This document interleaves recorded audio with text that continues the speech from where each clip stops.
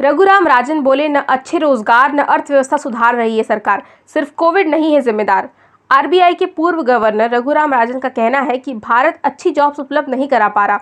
रघुराम ने ये बात कल रविवार को आयोजित किए गए इंडिया एट 75 लेक्चर सीरीज के सामने रखी। रघुराम राजन ने कहा, पिछले कुछ साल भारत के लोगों के लिए बुरे साबित हुए, खासकर भारत के युवाओं के लिए जिन्हें कोरोना महामारी में बहुत कुछ सहना पड़ा।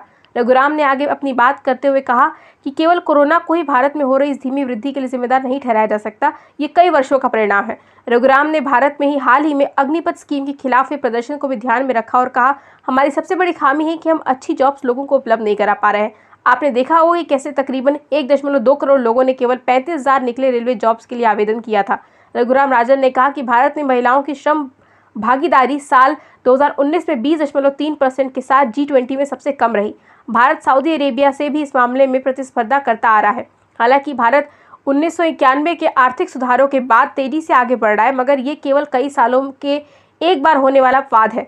यह पहली बार नहीं है जब रघुराम ने भारत में बढ़ती बेरोजगारी के ऊपर अपनी राय रखी हो। जून 2022 में इकोनॉमिक टाइम्स के साथ एक इंटरव्यू में उन्होंने कहा था कि भारत में बढ़ती बेरोजगारी भारत के गरीब वर्ग के लोगों के लिए खिलाफ एक असमान विभाजन करता है।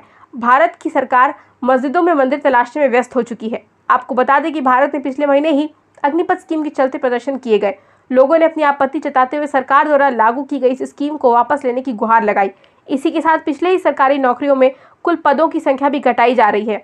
पिछले महीने यूपीएससी में तीसरी बार भी पास न होने के कारण एक 28 साल के उम्मीदवार ने अपनी जान ले ली। गौरतलब है कि यूपीएससी में भी कुल सीटों की संख्या लगभग आधी हो गई है।